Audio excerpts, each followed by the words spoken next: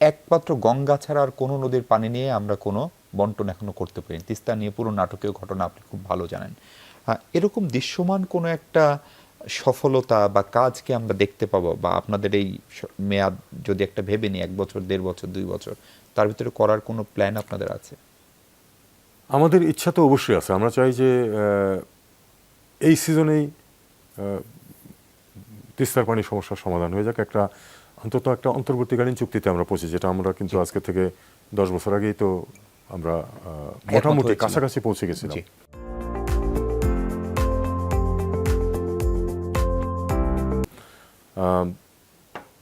সেই শর্তে যদি একটা চুক্তি হয়ে যায় আগামী শুকনা সিজনের আগেই, আমরা খুবই খুশি হব সেটা যদি হয়। এবং আমি নিশ্চিন্ত যে এ ধরনের একটি ঘটনা যদি ঘটে তাহলে সেটার মানুষের মনোভাবের মধ্যেও ইম্প্যাক্ট হবে পজিটিভ।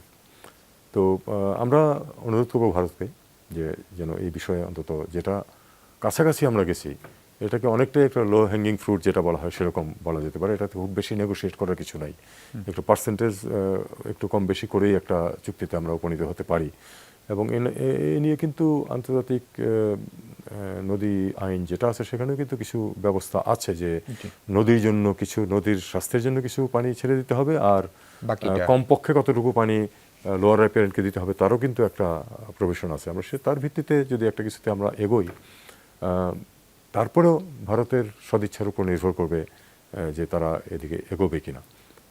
ভারতের মূল যুক্তি ছিল যে তাদের প্রাদেশিক সরকার এটাতে আপত্তি করছে, কিন্তু এটা হলো এমন একটি বিষয় যেটাতে তো বাংলাদেশ তো কোনো প্রাদেশিক সরকারের সাথে লেনদেন করতে পারে না।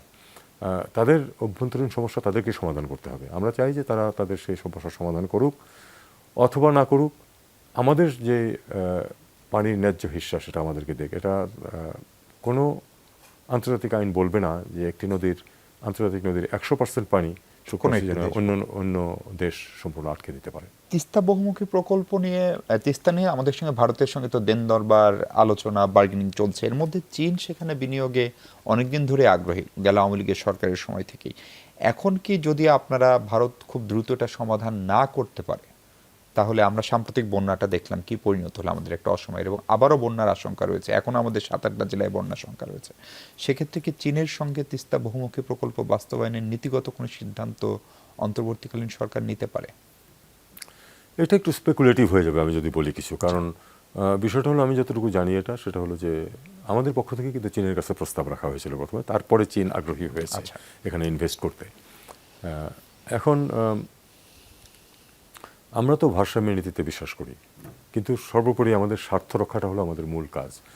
যদি দেখা যায়, আমি একেবারে থিওরিটিক্যাল ভিত্তিতে বলছি, যে যদি দেখা যায় যে কোনো অবস্থাতে আমরা তিস্তাতে কোনো পানির হিস্সা পাচ্ছি না, সেক্ষেত্রে আমাদের তো চেষ্টা করতে হবে যে আংশিক সমাধানের জন্য আমরা কিছু পানির একটা রিজার্ভার ছোটোখাটো সৃষ্টি করতে পারি। খুব বড় কিছু কিন্তু হবে না।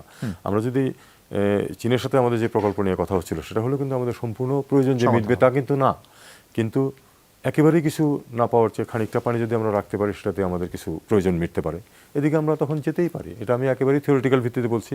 এখন পর্যন্ত এই নিয়ে কোনো কথা হয়নি আমাদের মধ্যে। আপনি বা আপনার পররাষ্ট্র সচিব বা প্রধান উপদেষ্টা খুব দ্রুতই কি বায়োল্যাটারাল কোনো সফর, বিশেষ করে ভারত সফর কিংবা চীন সফরের চিন্তা ভাবনা করছেন কিনা?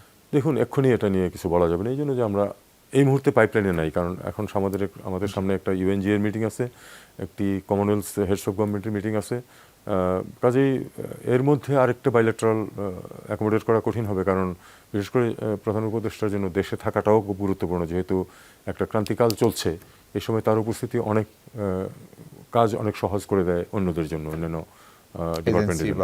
কাজেই ছোটোখাটো সিদ্ধান্ত চটচট নেওয়া যায় উপস্থিত থাকলে। এই কারণে কিন্তু আপনারা জানেন যে আমরা তার নিউ ইয়র্ক সফরও যতটুকু না হলেই নয় ততটুকু রেখেছি।